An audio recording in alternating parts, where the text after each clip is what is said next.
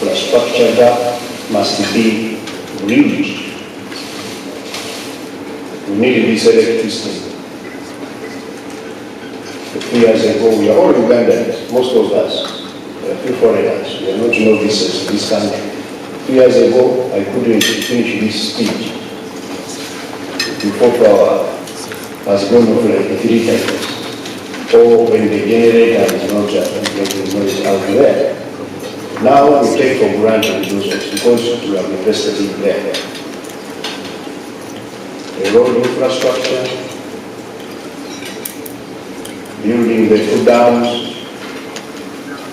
building transmission lines and substations. We have put money in revamping our meter gauge railway. We are now going to start on the standard gauge railway. I know there are so many debates we have in the country. People will debate this and that.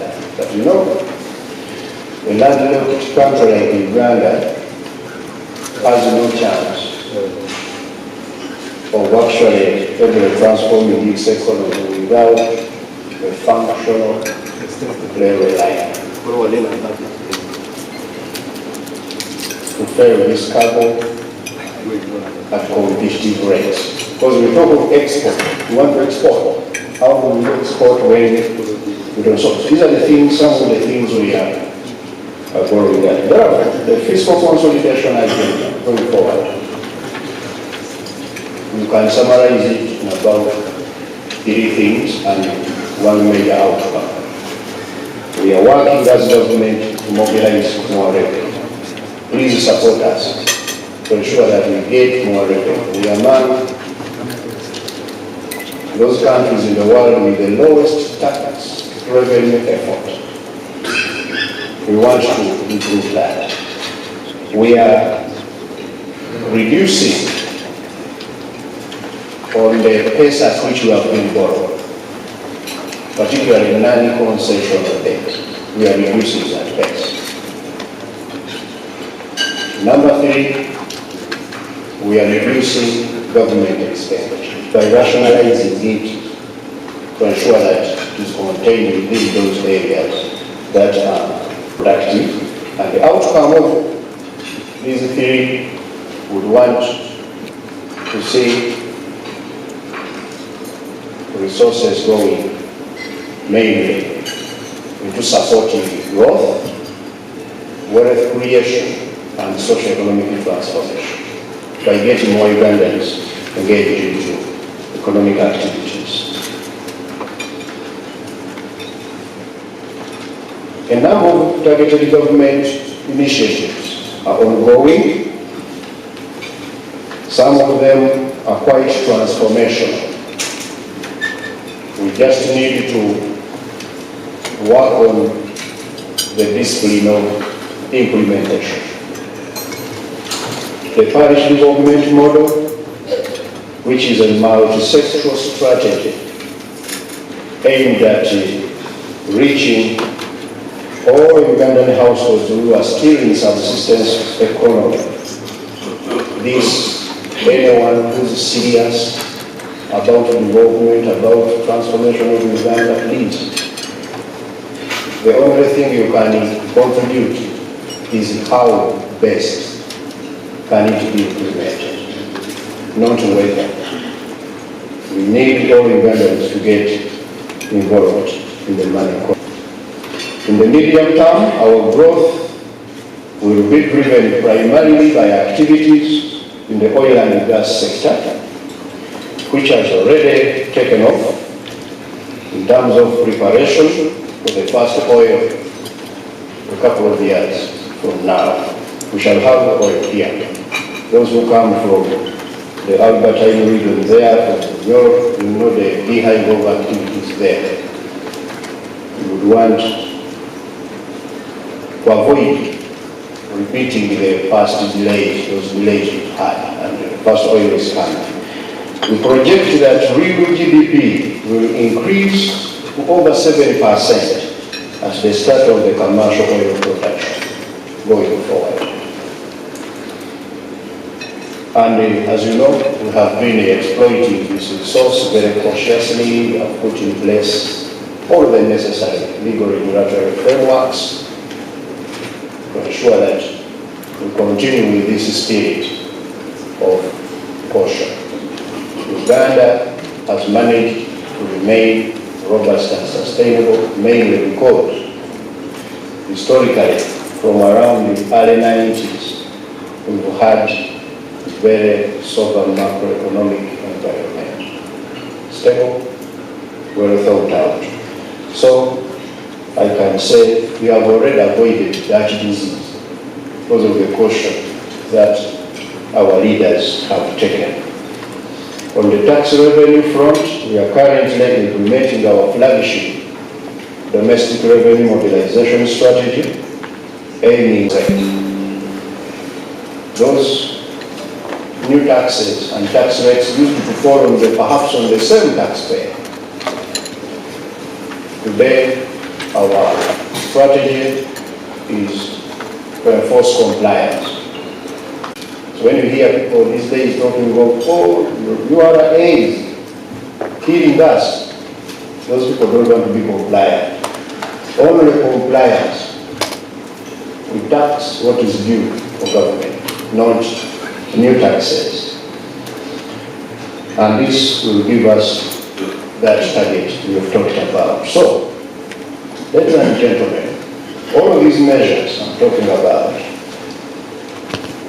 are going to reduce the need to issue additional debt, which will maintain our debt at sustainable levels and reduce the debt service burden.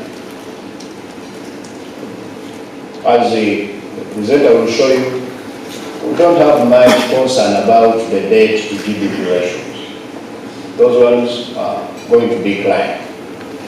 Our main concern has been on the servicing of the debt. But with this strategy, we are also seeing in our horizon very good results. The future is very safe.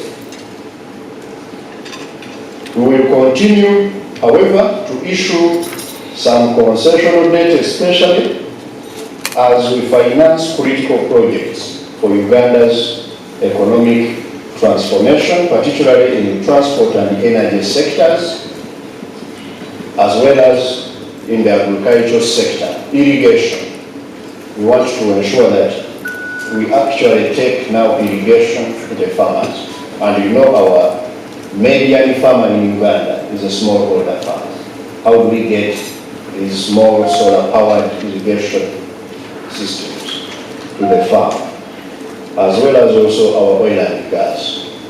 So when you hear us going to Parliament to get some clear, we are going to issue some debt, but it's already programmed within our capacity to repay that debt. I therefore conclude by expressing our keen interest in following your discussions. Let us from today have very well-informed discussions based on facts, not emotions. You know, Uganda, we are quite an emotional country. That one is a fact. When I went to attend the World Bank IMF annual meetings last year, the vice president of one of those institutions told me in a room with others that Uganda, you are one of the noisiest countries in the world. And I said, yeah, that's our secret, that's our strength, because it helps us to keep ourselves disciplined. They said, but it also affects your ability to implement things, because you also have so many people who are appealing to us to stop projects, to do this, to do that. So let's base our conversations on facts, and I'm glad we are here to listen to these facts. I thank our partners with whom we are going to have this informed conversation and we have put it together. The MOOC's Economic Forum, Professor Malumya, Dr. Muhumuza, living rooms of everybody. I'm sure that will help to bring more people on board. And lastly, my team at the Ministry of Finance, Planning and Economic Development that works so hard to put these facts together, led by our Commissioner, Macroeconomic Policy Department, Dr. Albert Musisi, and your team. I know they are here, I see them, Yasin and your colleagues, then the Debt Directorate of Malis, the Chief Borrower, but also a very good prefect of our debt sustainability, plus our supporters in analyzing these issues. The World Bank, I've seen Rachel, the IMF, I haven't seen Isabella, and the credit rating firms, and everybody. So I thank all of you and fellow Ugandans at large. Let's have a sober, informed discussion. Then you guide us on the how we can keep our debt within the sustainable levels for the foreseeable future. I thank you very much.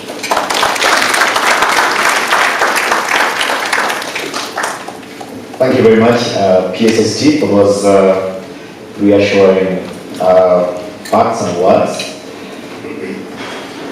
At this point, ladies and gentlemen, we're going to hear from the team from finance.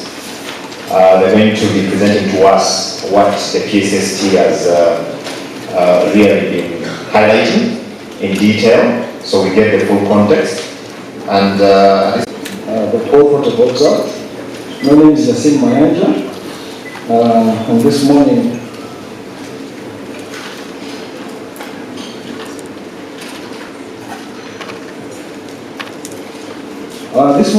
I have the pleasure of presenting our debt sustainability analysis report. It's a report we do every year and publish on the ministry website. We also have some hard copies outside, so I hope many of you got the chance. So I will get through a few definitions, and then I'll talk about some of the key macroeconomic indicators. The PS talked about macroeconomic stability. I will attempt to illustrate that. Then we will discuss Uganda's debt portfolio. We'll have a look at some of the projections we have made going forward. I will be looking at what other countries are doing, because sometimes when you look only in taking every medicine under the sun, but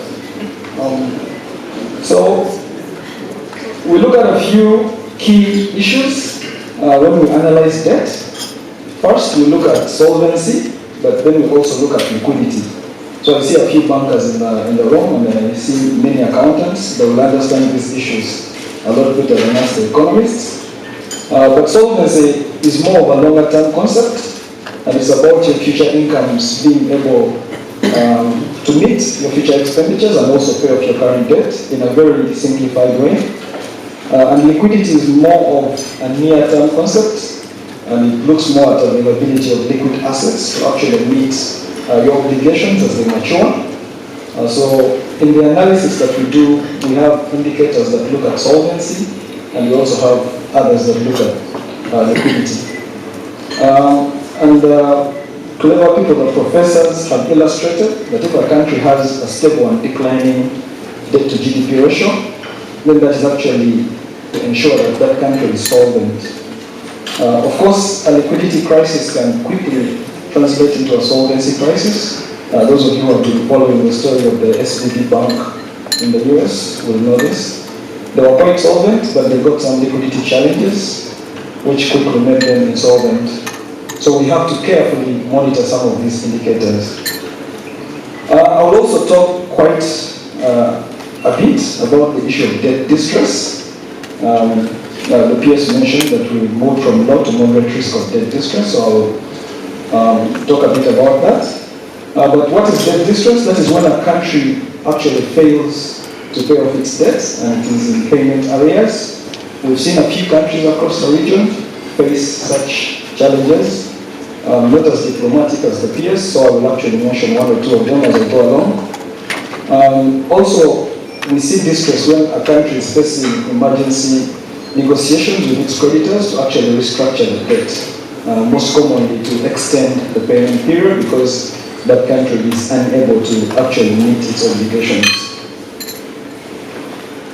So with this, I show you some of the past few years. The PS highlighted that before the COVID crisis, we were actually growing at about 6%, which was very good. Even the year before, we had grown at about 6.3%, then at 6.4%. But COVID came and halved our growth. It went down to 3.0%, which, by the way, was also still quite impressive because many countries actually saw much, much less than that. And some of our neighbors saw growth as low as 0.8%. And some countries, especially in the more advanced world, actually went into negative growth. So even the 3% is quite a good performance. Last year we saw growth of 4.7%. And this year we are projecting growth of 5.3%, so the economy is well on its path to recovery. Next year we will go back to 6% growth, and over the medium term as we start commercial production of our oil and gas resources, we will see growth north of 7%. These, by the way, are quite conservative estimates. Some countries, when they started oil production, saw growth as high as 10%. So these estimates, I assure you, are on the conservative side. We've been having some inflationary pressures, as you might all have noticed. Recently, we saw inflation go up and enter the double digits. Before the challenges we faced, some of them coming from the Russia-Ukraine crisis, but also some of them coming from slightly higher food costs here in Uganda, we actually had very low inflation of about 3%. So on this graph, we see both the headline, which is the upper line, and the core inflation, which is the blue lower line. These were both doing very well as recently as February 2022, before this crisis began. But we saw inflation going as high as 10% and actually above 10%. But when we look at last month's numbers, February 2023, we see that it has actually started to decline, as you can see at the tail end of that graph. So we are confident that inflation will actually begin to go downwards. Inflation is a major macroeconomic indicator that we look at, and the central bank has taken some significant action in ensuring that these numbers begin to go down. Some other countries, Rwanda right now is about 20%. So it is not automatic that the inflation comes down the way it's doing. Here we look a bit at the treasury bills. So government issues a number of instruments through which it borrows from the domestic market. On the shorter end, we have the treasury bills, and on the longer end, we have the treasury bonds. So we have three treasury bills, the 91-day, the 182-day, and the 364. The cost of borrowing was initially quite low. Again, I start from February 2022, and I go to all the way up to February 2023. So the cost of government borrowing was quite low, with the 91T bill as low as 6%. In February last year, before the same crisis started, and we saw a sharp increase in government borrowing costs. We took some deliberate actions when we saw this increase to actually reduce how much we are borrowing from the domestic market to finance this year's budget. And that is one of the reasons why you see that these yields have actually started to come down quite significantly. I look a little bit at the exchange rate. The key message here is that the shilling has been quite stable. If you look at the period February 2022 to February 2023, of course at the beginning of March it came under some pressure, but at the end of February we saw a quite stable exchange rate. The topmost line shows the shilling versus the British pound, and we've actually been appreciating against the British pound, as you can see, moving from 4,700 in February 2022 to about 4,400 in February 2023. We've also been relatively stable against the euro, which is the middle line, and likewise quite stable against the dollar over this period. Here I attempt to show how we compare with some of the other countries in the region. So what I show here is where the different currencies were as compared to the dollar. So the exchange rate of the different countries versus the dollar. In January 2020, that was before COVID hit, and in January 2023, franc hasn't been that stable compared to those two because it depreciated by 16.5, while our Kenyan neighbors have seen quite some significant depreciation, reaching about 22.5%. So over the last 3 years, the Kenyan shilling has lost about a quarter of its value against the US dollar. And you will be aware that actually there have been some riots in Nairobi recently, partly because of this.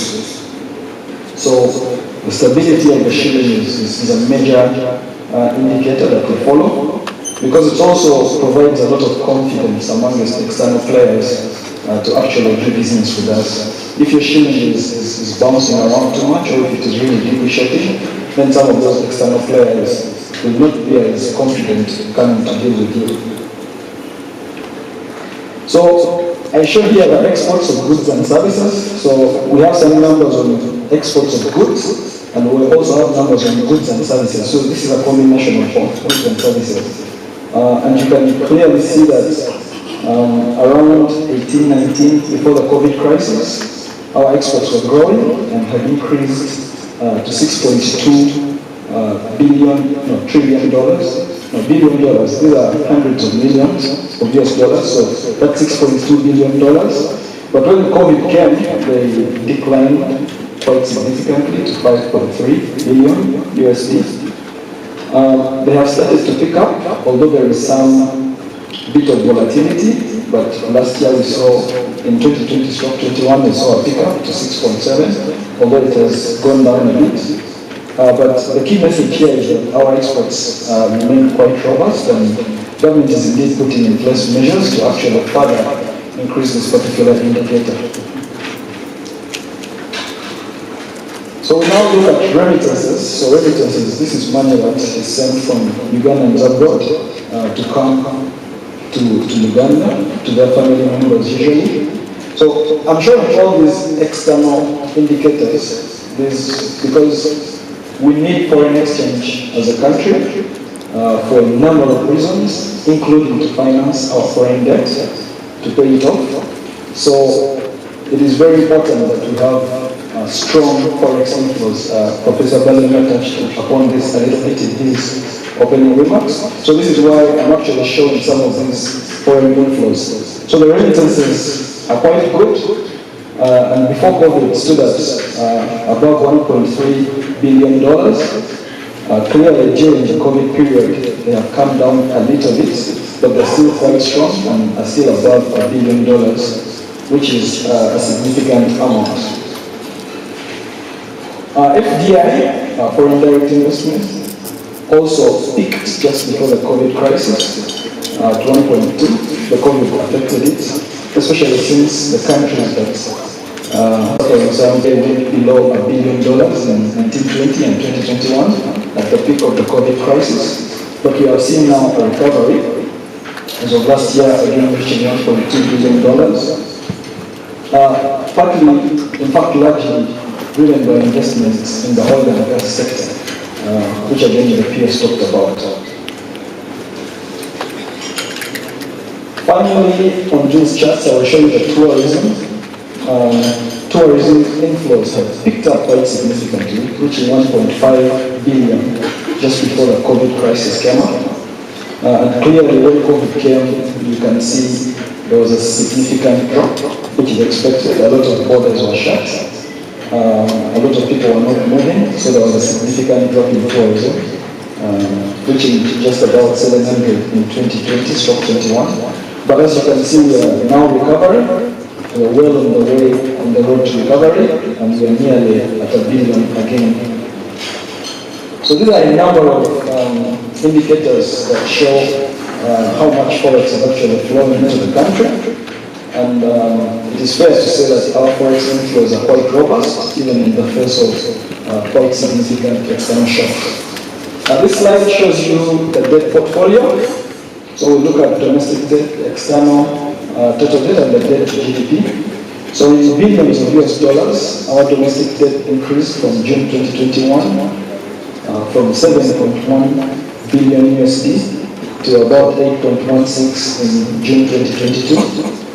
So the majority of the increase was in domestic debt, which again we're trying to address.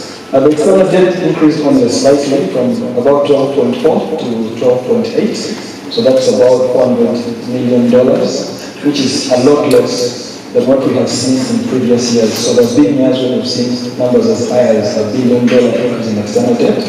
4% number looks quite high. And actually put in this context, you can see that over the last 12, 13 years, our debt as a share of GDP has been going up quite consistently. And you can see from that slide that in 1920, the pace, if you look at the gray line, it shows the debt to GDP ratio. You can see that the slope of that curve has started to go up quite sharply. But generally, debt has been increasing. The blue is the external debt, while the red is the domestic debt. So both of these have been increasing from about 14% in 2009. Remember, we had received some debt forgiveness in the mid-2000s. That's why our debt numbers were quite low in 2009. So we've grown from 14% to 48% over this period. However, I think it is important to put this under context. So this slide is quite difficult to read because it is very, very, very crowded, but that was intentional. Here I try to put all the countries in sub-Saharan Africa so that you can actually see where Uganda falls. So I've highlighted in red the countries of the EAC, and you see actually the whole of Africa is being led by the DRC. Those debt levels are only at about 14%. Then you have people like Botswana who borrow very little because they have a lot of mineral wealth. But the second country in red is Tanzania, whose debt levels are about 40%. And the third country in red is Uganda. I don't know if my pointer is working. Yes. So this is DRC, this is Tanzania at about 40%, and this is Uganda at about 48%. South Sudan is you have Rwanda and you have Kenya. Those are hovering at about 70%. So our 48 in comparison looks quite good, I would say. And then you have some outliers, who are above 150% of GDP. So this should help us to sort of put Uganda's debt levels in context and help us better understand how we compare both with other EAC partners, but also with the wider African setting. So when you look at it from here, you may see that it's not quite as terrible as one might think. So here I present the creditor categories for our external debt.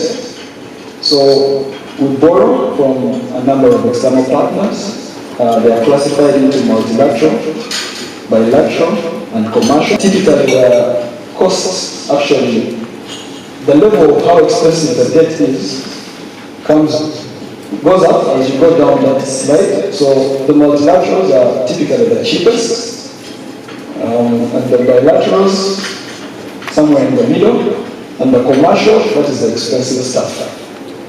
So the multilaterals, the biggest of them is the World Bank. IDA there is the International Development Association, which is the lending arm of the World Bank that gives money to low-income countries. So they give very, very cheap money, and they hold the majority of our external debt. So the World Bank remains our single biggest creditor from the external side. On the bilaterals, the biggest is China, which holds about 20% of our external debt. And then you have the commercial banks.